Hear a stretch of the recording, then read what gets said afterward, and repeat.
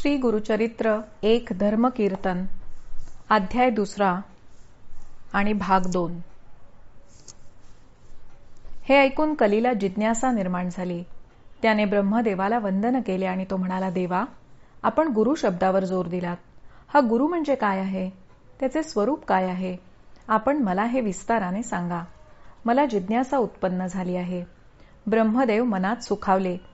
कलीसारख्या पुरुषाला ही इच्छा उत्पन्न झाली याचा त्यांना आनंद झाला। ते प्रसन्न मुद्रेने सांगू लागले, हे कले, ऐक। गकारहा सिद्धिदहा प्रोक्तो रेफः पापस्य दाहकः उकारो विष्णुरव्यक्त त्रितयात्मा श्री गुरु सत्य परब्रह्म निश्चित। ब्रह्मा, विष्णू आणि शिव यांचे आत्मतत्व म्हणजे गुरुतत्व होय। तीनही देवांचे सामर्थ्य तिथे एकवटलेले आहे, हे लक्षात घे। गणेश यातील गकार, वैश्वानर अग्नी यातील रकार आणि विष्णू शब्दातील उकार। हा उकार ग लाही लावायचा आणि र लाही लावायचा। असे केले म्हणजे गुरु हा 2 अक्षरी शब्द तयार होतो। गणेशो वा अग्निना युक्तः विष्णू नाम समन्वितः वर्णद्वयात्मको मंत्रः चतुर्वर्ग फलप्रदः। अरे, एवढेच नव्हे तर गुरुजवळ माता पित्यांचे वात्सल्य आहे, प्रेम आहे। साक्षात शंकर तो आहे।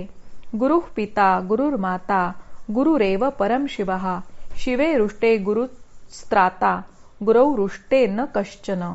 ईश्वर रागावला तो गुरु रक्षण करतो, पण गुरु कोपला तर मात्र ईश्वर काहीही करू शकत नाही। गुरुर्ब्रह्मा गुरुर्विष्णू गुरुर्देवो महेश्वरः गुरुरेव परम तत्वम तस्मात् गुरुमुपाश्रयेत। म्हणून कोणत्याही देवाचा आश्रय करण्यापेक्षा गुरुचरणांचा आश्रय करावा। प्रपंच असो किंवा परमार्थ असो, गुरु हाच मार्गदर्शक होतो। ब्रह्मा असो वा विष्णू, शिव असो, गुरुतत्वच त्यांच्या मोठेपणाला कारण आहे। गुरु हा ज्योती स्वरूप आहे। गुरुमुळे सर्व साधना, सर्व मार्ग दृष्टीगोचर होतात। तीर्थे, तपे, वर्णाचारादी धर्म, यज्ञ यागादी कर्मे, भक्ती, वैराग्य, ज्ञानप्राप्ती हे सर्व गुरुमुळे प्राप्त होते। आपल्या अधिकाराप्रमाणे त्याचा अंगीकार करावा, म्हणून शास्त्राज्ञा प्रमाण मानून गुरुसेवा करावी। असे करणारा शिष्यच उद्धरून जातो। हरौ प्रसन्नेपिच वैष्णवा जनाः संप्रार्थयन्ते गुरुभक्तिमव्ययाम्। गुरौ प्रसन्ने जगतामधीश्वरः जनार्दनस्तुष्यति सर्वसिद्धिदः। ईश्वराची प्रसन्नता गुरुवाज्ञेने होते, पण गुरुची आज्ञा झाली तर ईश्वरच स्वाधीन होतो। गुरुं भजन शास्त्र मार्गान प्रवेत्ती तीर्थम व्रतम योग तपादी धर्मान। आचार वर्णादि विवेक ज्ञानम परम भक्ती विरागयुक्तम। भक्ताने येथे एक गोष्ट लक्षात ठेवावी की गुरुचा वर भयंकर नाही, तसा गुरुचा शापही भयंकर नाही, पण गुरुने केलेली उपेक्षा मात्र भयंकर आहे।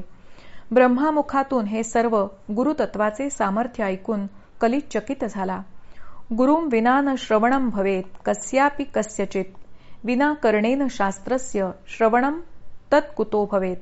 सर्व वेद, शास्त्रादी ज्ञान, जीव, जगत आणि जगदीश्वर यांचा संबंध आणि त्याचा उलगडा हा फक्त निरपेक्ष, निरहंकार आणि अनन्य भावाने केलेल्या गुरुसेवेनेच होतो।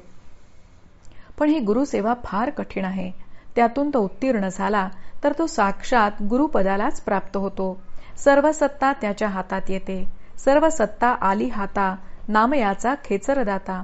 आपणा सारिखे करीती तात्काळ नाही काळ वेळ तया लागी, असे गुरुचे महत्व आहे। सर्व वृद्धी सिद्धी प्राप्त होण्यासाठी गुरुसेवा कशी करावी हे तुला समजण्यासाठी तुला एक घडलेली कथा सांगतो। ब्रह्मदेव कलीला सांगत होते। कलीची जिज्ञासा चांगलीच जागृत झाली होती। तो जीवाचे कान करून ब्रह्मदेवाचे सारे बोलणे ऐकत होता। ब्रह्मदेव सांगू लागले, खूप वर्षांपूर्वीची गोष्ट आहे। गोदावरी नदीचे काठी अंगिरस ऋषींचा आश्रम होता। नाना प्रकारचे वृक्ष तिथे होते। लतावेलींनी वेढलेले ते वृक्ष आश्रमाला शोभा देत होते। पक्ष्यांच्या किलबिलाटाने आणि कस्तुरी मृगांच्या संचाराने वातावरणात एक प्रकारचे चैतन्य भरून राहिलेले होते। अनेक तपोनिधी ब्रह्मर्षी त्या आश्रम संकुलात तपश्चर्या करीत होते। भगवान व्यासांचा शिष्य पैल नावाचा होता। त्याचा शिष्य समुदाय मोठा होता. पहिल्या ऋषींच्या मागे त्यांचा वेदधर्म नावाचा पुत्र शिष्यांना शिकवित असे. वेदधर्म ऋषी सुद्धा आता वृद्धावस्थेकडे झुकलेले होते. त्यांच्या मनात एकदा आले की शिष्यांची परीक्षा पाहावी. त्यांनी सर्व शिष्यांना बोलावले आणि सांगितले, तुमची माझ्यावर खरी निष्ठा आणि प्रेम असेल तर मी सांगतो ते ऐका. यावर सर्व शिष्य एकमुखाने म्हणाले की हे गुरुदेवा, आपण जी आज्ञा कराल ती आम्हाला मान्य आहे. त्याप्रमाणे आम्ही त्या आज्ञेचे पालन करू. गुरुऋण कधी फिटत नसते. गुरुवाक्याचा जो अव्हेर करून जाईल तो रौरव नरकात पडेल. अविद्या माया सागरात तो बुडून जाईल. त्याला कुठलीच गती मिळणार नाही, तर मुक्ती कोठून मिळणार? सर्वांना गुरु हीच गती आहे आणि हेच जीवनाचे सार्थकत्व आहे. शिष्यांचे हे बोलणे ऐकून वेदधर्म मुनींना आनंद वाटला. ते शिष्यांना म्हणाले की कर्मविपाकशास्त्र हे मोठे गहन आहे. माझे पूर्वजन्मीचे कर्म आता फलित होणार आहे. काही पातके घडली होती ती आता भोगावी लागणार आहेत. अनुष्ठानाद्वारे काही पातके नष्ट केली आहेत, पण जी काही शेष रूपाने राहिली आहेत ती भोगावी लागणार आहेत. तपसामर्थ्याने त्यांची उपेक्षा केली तर ती मोक्ष मार्गात सुखरूपाने व दुःखरूपाने आडवी येतात आणि ती स्वतंत्र रूपाने भोगावी लागतात. सत्कर्म वा दुष्कर्म ही दृष्टीगोचर आहेत. पाप आणि पुण्य ही दृष्टीला अगोचर आहेत आणि त्यांचे फल हे अनुभवजन्य आहे. आणि हे सर्व भोगण्यासाठी मी गंगा तटाकी काशी क्षेत्री निवास करणार आहे. हे सर्व मी रोगभोग व्याधी रूपाने भोगणार आहे आणि हे तसेच भोगावे लागते. तुका म्हणे पापे येती रोगाची रूपे. वेदधर्म आपल्या शिष्यांना उद्देशून पुढे म्हणतात, हे सर्व दुःख भोगायला मला 21 वर्षांचा कालावधी लागणार आहे. त्या कालात मला तुमच्यापैकी कोण सांभाळेल? जो तसा तयार असेल त्याने पुढे यावे. गुरूंच्या या त्यांच्या बोलण्यावर सारे गप्प बसले. कोणीच पुढे येईना. तेवढ्यात एक शिष्य पुढे झाला. अध्ययनाचे तेज त्याच्या मुखावर दिसत होते. तो चटकन गुरूंना म्हणाला, गुरुदेवा, मी तुम्हाला सांभाळेन. तुमची सर्व प्रकारची सेवा करेन. तुम्ही चिंता करू नका. पुढे आलेल्या आपल्या संदीप या शिष्यास बघून वेदधर्म ऋषींना आनंद झाला. ते म्हणाले, अरे दीपका, जे रोग पीडित होतात त्यांच्यापेक्षा त्यांना सांभाळणाऱ्यांना फार त्रास होतो हे लक्षात घे. मागून पश्चाताप होईल असे करू नकोस. मला अनेक व्याधी होणार आहेत. गलित कुष्ठाने माझे सर्व शरीर सडून जाणार आहे. मी अंध होणार आहे, पांगळा होणार आहे. संग्रहणीसारख्या अनेक व्याधी या शरीराला पीडा देणार आहेत. तू जर दृढव्रती असलास तरच या सेवेचा स्वीकार कर. जोपर्यंत शरीर सुदृढ आहे तोपर्यंत पापाचे क्षालन करावे, नाहीतर ते पाप वाढते. अन्य क्षेत्रे कृतम पापम तीर्थक्षेत्रे विनश्यती. म्हणून मी काशी क्षेत्री जाऊन राहणार आहे. गुरुच्या या वचनावर संदीपकाने नम्रपणे तत्काल उत्तर दिले. तो म्हणाला, गुरुदेव, आपण चिंता करू नये. आपल्या पूर्वपातकांची मी निष्कृती करतो. सर्व रोगांना मी स्वीकारतो. फक्त आपण आज्ञा करावी. आपल्या कृपेने मजजवळ हे सामर्थ्य आहे. 21 वर्षे हे दुःख मी आनंदाने भोगीन. असे म्हणून वेदधर्म ऋषींच्या पवित्र चरणावर त्याने मस्तक ठेवले. त्याचे हे बोलणे ऐकून ऋषींना संतोष झाला. ते आनंदाने त्याला म्हणाले, दीपका, गुरुप्रेमाने तू हे बोलतो आहेस, पण कर्म विपाक शास्त्राचा एक नियम आहे. तो असा की ज्याने एखादे कर्म केले असेल त्याचे फल त्यासच भोगावे लागते. त्यामुळे ते रोग मलाच भोगावे लागणार आहेत आणि मी ते भोगणार आहे. पत्नी असो, पुत्र असो वा शिष्य असो, याला पर्याय नाही. हे गुरुवाक्य ऐकून दीपक म्हणाला, गुरुदेवा, मी आपल्याबरोबर येतो. आपली सेवा करण्याचे भाग्य मला मिळावे अशी माझी नम्र विनंती आहे. हे ऐकून वेदधर्मांना समाधान वाटले. दीपका, काशीपुरी मला नेऊन तू आता माझा प्रतिपाळ कर. तुझ्यामुळे मी आता पापा वेगळा होऊन अक्षय पदाला प्राप्त होईल. ब्रह्मदेव पुढची कथा कलीला सांगत आहेत. गुरूंच्या सांगण्याप्रमाणे संदीपकाने गुरूंना वाराणसीस नेले आणि गंगेच्या मनकर्णिका घाटावर असलेल्या कंबळेश्वर मंदिरातील शिवाची प्रार्थना करून तेथे एक पर्णकुटी करून गुरु शिष्य राहू लागले. नित्य गंगास्नान, विश्वनाथाचे दर्शन, भिक्षांदेही आणि गुरु शुश्रूषा अशी त्याची दिनचर्या सुरू झाली. एक दिवस उजाडला आणि त्या दिवशी एकदम वेदधर्म मुनींच्या शरीराला कुष्ठरोगाने व्यापून टाकले. डोळे गेले, अंधत्व आले, कुष्ठरोग वाढला, त्यातून रक्त किडे पडू लागले. त्यातच अपस्मार झाल्याने सतत फेफरे आणि मूर्छना येऊ लागल्या. आता संदीपकाची खरी परीक्षा होती. तो शांतपणे गुरुची सेवा करू लागला. गुरु म्हणजे साक्षात विश्वनाथ आहेत असे त्याला वाटू लागले. भिक्षा मागावी, गुरूंना भरवावे, त्यांची त्या स्थितीत स्वच्छता ठेवावी, अंथरूण पांघरूण बदलावे. या सर्व व्याधींनी ग्रस्त झालेले वेदधर्म साहजिकच फार संतापी झाले होते. त्यांचा शांत स्वभाव नाहीसा झाला होता. त्यांच्या मनाची चिडचिडी अवस्था झाली होती. पण गुरुने कितीही त्रागा केला तरी शिष्य चुकूनही त्रासिक चेहरा न करता अत्यंत शांतपणे त्यांची मनोभावे सेवा करीत राहिला होता. भिक्षा मागून आणावी, गुरूंनी रागाने ती सांडून द्यावी आणि म्हणावे, परत भिक्षा आण. परत आणली तर थोडीच का आणली असे निमित्त करून जेवूच नये. मिष्टान्न का आणले नाहीस म्हणून रागवावे आणि हातात काठी घेऊन शिष्यास मारायला निघावे. पुन्हा शाकपाकादी घेऊन येण्यासाठी सांगावे. शिष्याने ते सर्व आणले की सगळेच्या सगळे फेकून वाया घालवावे. त्याला शिव्याच घालाव्यात.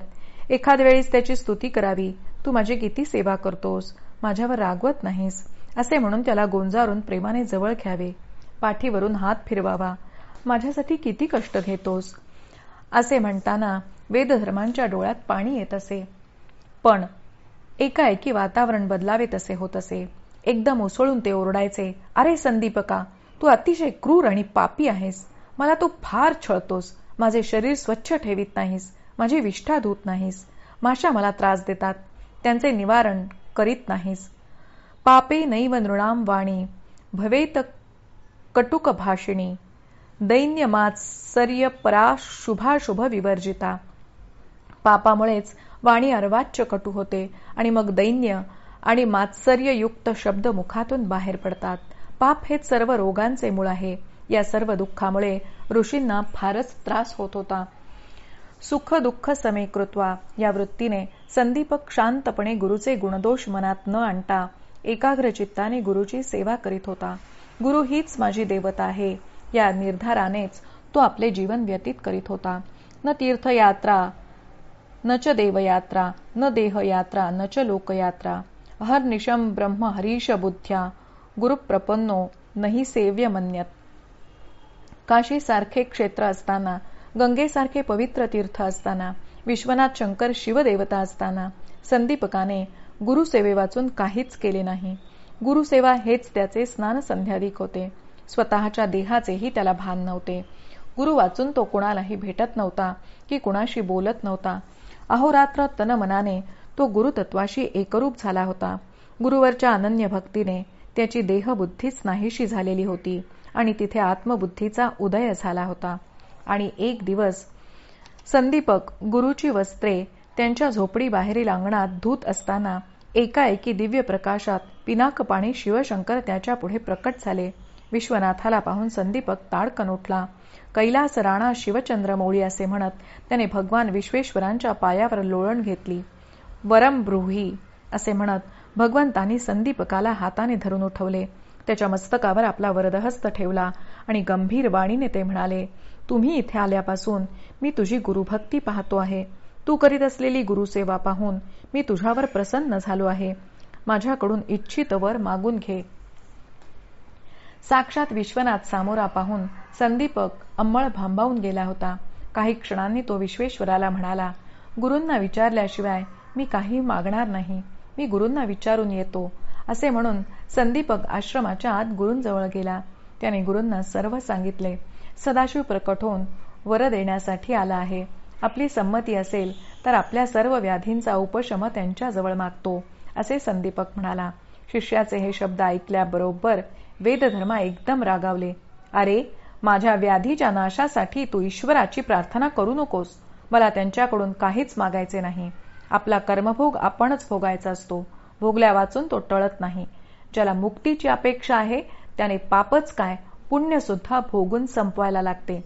मुक्तीला मोक्षाला पाप आणि पुण्य दोन्हीही सारखेच बंधनकारक आहेत. त्यांचा शेष अंशभर सुद्धा राहता कामा नाही. जा, काहीही मागू नकोस.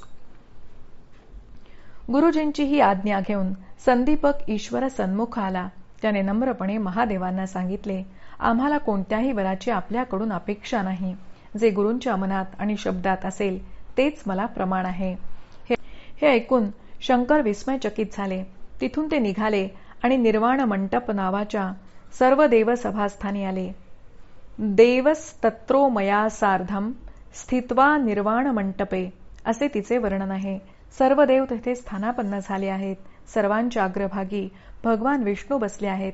मग शिवशंकरांनी विष्णूंना वंदन केले. सर्व देवांनी उठून विश्वनाथाला उत्थापन दिले. विष्णूने महादेवांना विचारले, इतक्या त्वरेने येणे का केलेत? आता घडलेला सर्व वृत्तांत शंकरांनी विष्णूला सांगितला. हे सर्व ऐकून विष्णू आश्चर्यचकित झाले. ते म्हणाले, कैसा गुरु कैसा शिष्य, कोठे त्यांचा असे वास, सांगावे मज प्रकाशोनी. महादेवांनी सांगायला सुरुवात केली. हे नारायणा, सध्या त्यांचा काशीत वास आहे. गंगा किनारी मनकर्णिकेच्या जवळ एक पर्णकुटी बांधून तेथे ते वास्तव्य करीत आहेत. गोदावरी तटी त्यांचा आश्रम आहे. वेदधर्मा ऋषी आणि संदीपक नावाचा त्यांचा शिष्य आहे. पूर्वकर्मानुसार गुरु वेदधर्मा ऋषींना अनेक व्याधींनी ग्रासले आहे. त्यांचा उपशम करण्यासाठी बरोबर शिष्याला घेऊन ते इथे आले आहेत. ते मोठे तपस्वी आहेत. त्यांचे शरीर रोग जर्जर झाले आहे. या त्यांच्या अवस्थेत त्यांचा शिष्य दिवस रात्र जागृत राहून त्यांची सेवा करतो आहे. ही त्याची भक्ती पाहून मी त्याला वरदान देण्यास गेलो होतो, पण गुरुच्या आज्ञेविना मी तुमच्याकडे काही मागणार नाही आणि माझ्यासाठी तू काही मागू नकोस असा गुरुचा निरोपही त्याने मला सांगितला आहे. भगवंता, देवांची सहस्त्र वर्षे तपश्चर्या करून अशा महाऋषींना आपण प्रसन्न होत नाही, कुठलाही वर देत नाही. पण हा दीपक, मी खूप आग्रह करूनही हा कुठलाही वर स्वीकारित नाही. आपले तन मन गुरुचरणी अर्पण करून ब्रह्मा विष्णू महेश यांना आपल्या गुरूंच्या स्वरूपात पाहून तो गुरुसेवा करीत आहे. एवढेच नव्हे तर समस्त देव आपले माता पिता आपल्या गुरूंच्या ठिकाणी समजून गुरु हाच परमात्मा आहे अशी त्याची दृढ निष्ठा आहे. सर्व धर्मान परित्यज्य मामेकम शरणं व्रज असे त्याने गुरूंबाबत स्वतःच सांगितले आहे. अविद्या अंधकाराचा हा खरं तर दीप आहे. कुलदीप होऊन त्याने आपल्या कुलाचा उद्धार केला आहे. संदीपकाबद्दल किती सांगू आणि किती नको असे भगवान शंकरांना होऊन गेले होते. हे सर्व ऐकताच भगवान विष्णू तात्काळ ऋषींच्या आश्रमाजवळ येऊन पोहोचले. गुप्त रूपाने त्यांनी त्या गुरु शिष्यांना पाहिले. संदीपकाकडून गुरुची केली जाणारी परिचर्या व गुरूंविषयीचा प्रेमभाव पाहून नारायणमणी सुखावले, प्रसन्न झाले. संदीपक काही कार्यासाठी बाहेरील अंगणात आलेला पाहून विष्णू त्याच्या समोर प्रकट झाले. भगवान विष्णूंना पाहून स्मितहास्याने दीपकाने त्यांना वंदन केले. त्याच्या मस्तकावर भगवंतांनी वरदहस्त ठेवला आणि गंभीर शब्दाने वरम ब्रूही संदीपका असा उच्चार केला. अरे, तुझ्या गुरुभक्तीने मी संतुष्ट झालो आहे असे ते म्हणाले. भगवंताचे हे शब्द ऐकून संदीपकाचे ऊर भरून आले. तो म्हणाला, देवा, मी काही तुझी भक्ती केलेली नाही. मी तुला भजतही नाही. तुझे मी कधी नामस्मरण केलेले नाही. सहस्त्र वर्षे तुझ्या दर्शनासाठी तपश्चर्या करणाऱ्या तपोनिष्ठांना बाजूला करून तू येथे कशासाठी आला आहेस? दीपकाचे हे बोलणे ऐकून भगवान स्तंभितच झाले. ते म्हणाले, भक्तीची व्याख्या करणे फार अवघड आहे, पण तू जी गुरुभक्ती आणि सेवा करतो आहेस ती सोपी नाही, म्हणून तू माझा प्राण आहेस. अशा गुरुभक्तांना मी वश होतो. ते जे जे मागतील ते मी त्यांना देतो. गुरुसेवा करणारे, मातापित्यांची सेवा करणारे, पतीची सेवा करणारी पतिव्रता यांना माझी वेगळी सेवा करण्याची आवश्यकता नाही. मातापित्यांची सेवा करणारा पुंडलिक, त्याची सेवा पाहून मी विठ्ठल राणा होऊन त्याच्यासाठी तिष्ठत विटेवर उभा आहे. पतिव्रता स्त्रियांविषयी काय बोलावे? तुका म्हणे, पतिव्रता तिची देवावरी सत्ता. यती, तापसी, संत, एखादा वेदवेत्ता, आचार संपन्न द्विज यांची केलेली सेवा मला पावते. हे सर्व ऐकून महाविष्णूंना संदीपक म्हणतोय, तुम्ही मला काहीतरी दिल्याशिवाय जाणार नाही हे मला कळून चुकले आहे, पण तुम्ही मला काय देणार? वेदशास्त्रादिकांचे प्रवृत्तीरूप व निवृत्तीरूप ज्ञान गुरु देतो. ब्रह्मा विष्णू महेशादी देवता या आमच्या गुरुसेवेने आमच्या स्वाधीन राहतात. परमार्थ मग दूर राहत नाही. सर्व तीर्थक्षेत्रे ही आमच्या गुरुचरणी आहेत. सर्व साधक सिद्ध योगी यांनाही गुरु वाचून पर्याय नाही. गुरु वाचून सर्व विफल आहे. सर्व काही गुरु हाच देत असतो. एवढेच नव्हे, तो शिष्यास गुरुपदही देत असतो. आपणा सारिखे करीती तात्काळ, नाही काळ वेळ तया लागे. संदीपकाचे हे सर्व बोलणे ऐकून श्री विष्णू प्रसन्न मनाने संदीपकाला म्हणाले, तू माझा बहिश्चर प्राण झाला आहेस. एकदा मी प्रसन्न झालो की माझ्या भक्ताला काहीतरी दिल्याशिवाय मी जात नाही. विश्वनाथ प्रसन्न होऊन तुला वर प्रदान करण्यासाठी आला होता, पण तू त्यांना परत पाठवलेस. मी मात्र वर दिल्याशिवाय जाणार नाही.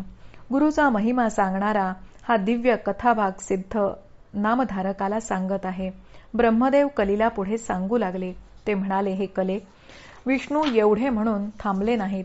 संदीपकाने काहीतरी वर मागावा म्हणून त्यांनी त्याला विनंती केली. तेव्हा नम्रपणे संदीपक त्यांना म्हणाला की देवा, तुमचा एवढा आग्रहच असेल तर एकची वर देई. अशीच गुरुभक्ती माझे मनी आढळ राहो. हेच ज्ञान जागृत असावे. गुरुस्वरूप माझ्या चित्ती स्थिर करावे. हे ऐकून विष्णूने तात्काळ त्याच्या मस्तकी आपला वरदहस्त ठेवून तथास्तु तथास्तु तथास्तु असा 3 वेळा उच्चार केला.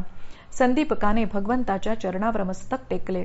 त्याला उचलून देवाने आपल्या हृदयाशी धरले आणि ते पुढे म्हणाले, तू गुरुतत्व ओळखलेस. गुरुतत्व म्हणजे साक्षात परब्रह्म. ते तू याची देही याची डोळा अनुभवलेस. तू धन्य झालास. धर्माधर्माचे सूक्ष्म चिंतन करून शुद्ध अंतःकरणाने तू गुरुची सेवा करीत आहेस. गुरुभक्ती हे साधन असे तू मानित नाहीस, तर ते तुझे साध्यच झाले आहे. गुरुभक्ताने माझ्यासाठी वेगळे काही करायला नको. गुरुस्तुती हीच माझी स्तुती असे समज. श्रुतीचा अभ्यास करणारे, गुरुला ब्रह्मपद मानून त्याची सेवा करणारे असे लोक अनायासेच मला प्राप्त होतात. तैसा प्रतिपाद्यू जो ईश्वरू, तो हो वावया लागी गोचरू. श्रुतीचा निरंतरू अभ्यासू करणे. ज्ञानेश्वर वेदांनी सुद्धा गुरु हेच ब्रह्म आहे असा सिद्धांत मांडला आहे. विष्णू पुढे म्हणाले की गु आणि रू ही 2च अक्षरे आहेत, पण ती अमृताचा सागर आहेत. ज्यांच्या हृदयात नित्य गुरुस्मरण आहे, ज्यांचा श्वासोच्छ्वास गुरुनामावर चाललेला आहे, तो गुरुवामृत प्राशन करून अमर होतो. यदा मम शिवस्यापि ब्रह्मणो ब्राह्मणस्यहि अनुग्रहो भवेन्द्रणाम सेव्यते सद्गुरुस्तदा. माझा शिवाचा, ब्रह्मदेवाचा किंवा ब्रह्मज्ञानसंपन्न विप्राचा अनुग्रह होतो, तेव्हाच सद्गुरु प्राप्ती होते. तेव्हा संदीपका, तुला हे सगळे प्राप्त झाले आहे असे म्हणून भगवान नारायण अंतर्धान पावले. क्रमशः लेखन वेदमूर्ती श्रीकांत भट्ट चितळे. वाचन श्रद्धादेव.